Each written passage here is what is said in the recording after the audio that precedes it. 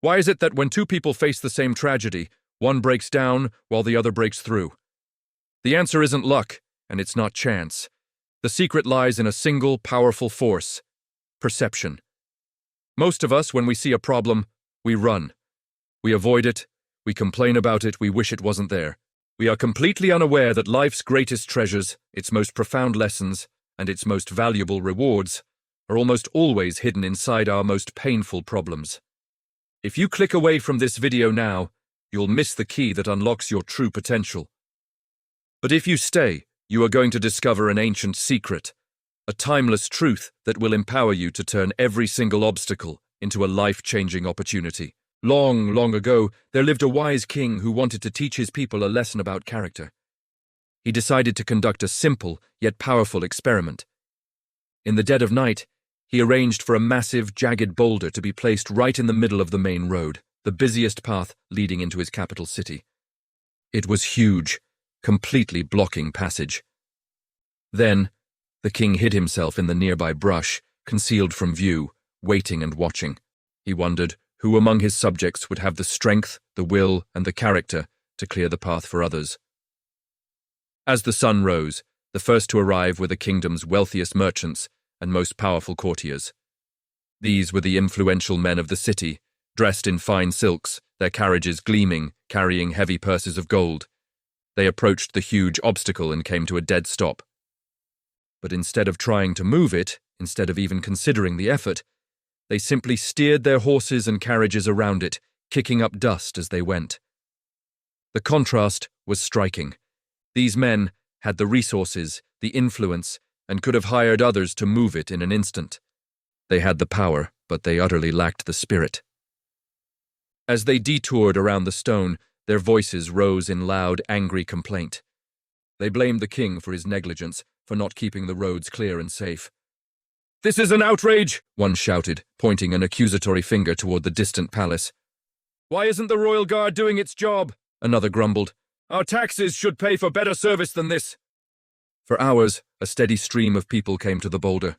Person after person from all walks of life simply circled the rock. They chose to ignore the problem, to complain about it, to blame someone else, but not one of them chose to solve it. The king watched from his hiding spot, a sense of sadness growing in his heart as the day wore on. The road remained blocked, a silent testament to a simple truth. So many people would rather talk about what's wrong with the world than do the work to make it right. Just as the sun began to dip towards the horizon, a lone peasant came walking down the road.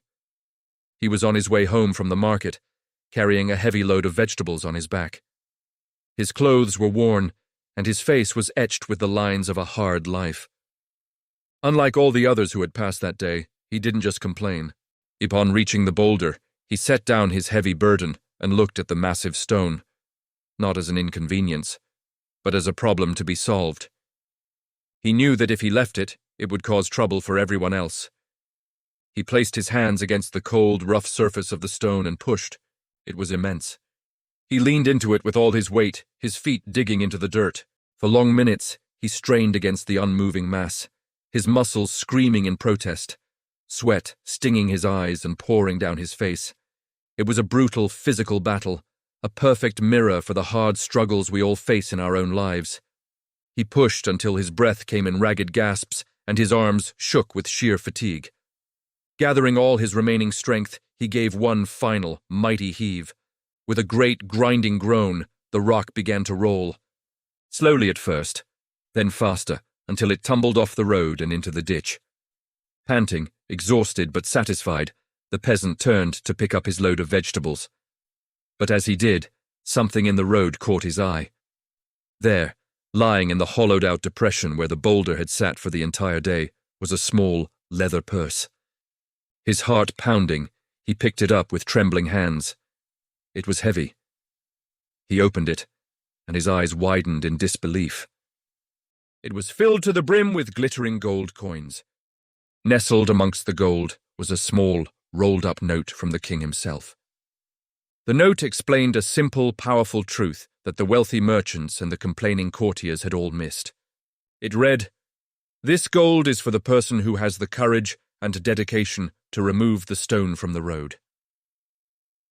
In that moment, the peasant understood something profound. He realized that the obstacle was never really the obstacle. The obstacle was the opportunity.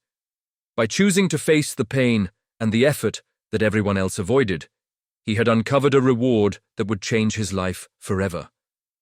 This peasant's discovery reveals a powerful truth for your life, and especially for your journey of learning English. Every single obstacle you encounter, every grammar rule that confuses you, every word you can't pronounce, every conversation that feels too fast, is not a barrier meant to stop you. It is an opportunity designed to improve you.